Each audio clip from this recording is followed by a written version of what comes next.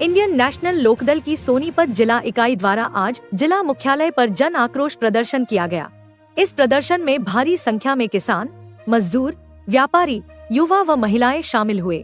कार्यक्रम की अध्यक्षता जिला अध्यक्ष कुणाल गहलावत ने की और मुख्य वक्ता के रूप में वरिष्ठ इनेलो नेता प्रदेश उपाध्यक्ष रामफल कुंडू ने किसानों की समस्याओं पर विस्तार से प्रकाश डाला। प्रदर्शन के माध्यम से इनेलो ने राज्य सरकार को आगाह किया कि किसानों की बदहाल स्थिति दिन प्रतिदिन गंभीर होती जा रही है।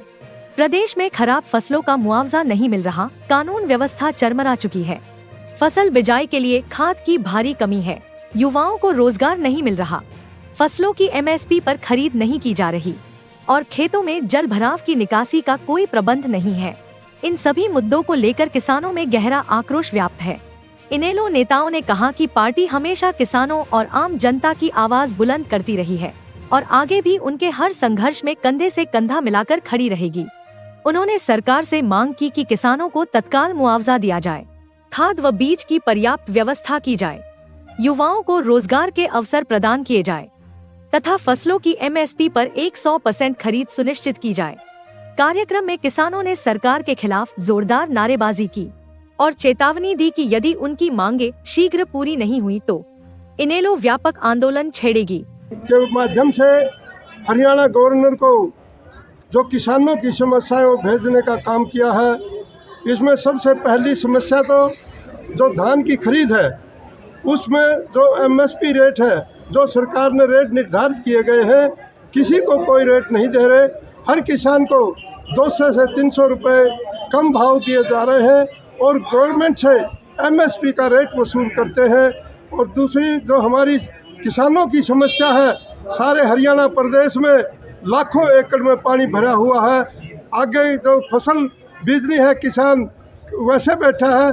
कई दफ़ा हमने निवेदन भी किया है कि यह जो जल सिंचाई बरसात का पानी भरा है, इसको निकासी कराई जाए और जो किसान को डीएपी खाद की समस्या है वो ब्लैक में बेच करके किसान को नहीं दी जा रही।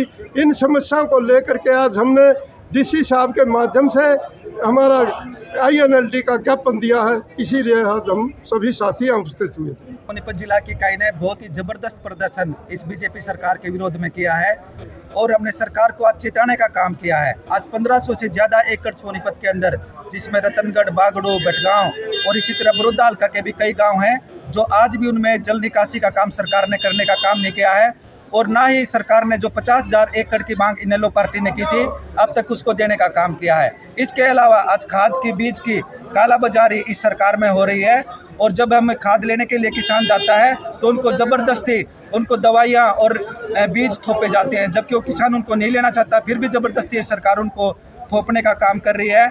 इसके अलावा हमारा जो एमएसपी का प्राइस था, हमने पहले भी मंडियों में भी जाकर प्रदर्शन किया, परंतु सरकार ने इस बात को बिल्कुल अनसुना किया।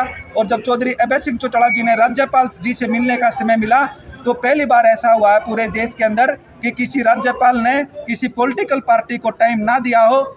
इस सरकार ये बिल्कुल जंगल राज है। आज कानून व्यवस्था बिल्कुल चौपट हो चुकी है। सोनीपत के अंदर आपने पिछले दिनों में भी देखा होगा, बाप बेटे को 20 गोलियों से भून दिया जाता है।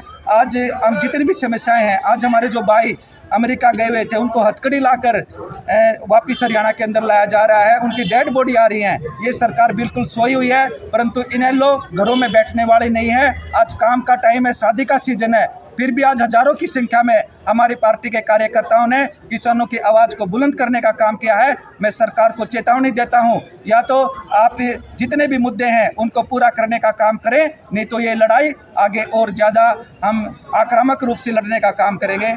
और जितने भी हमारे साथी आज सोनीपत जिले के आए हैं, सभी कार्यकर्ताओं का मैं बहुत बहुत धन्यवाद करता हूँ और कुंडू साहब का कि जिन्होंने एक हमारा उनके नेतृत्व में बहुत सफल प्रदर्शन आज रहा है।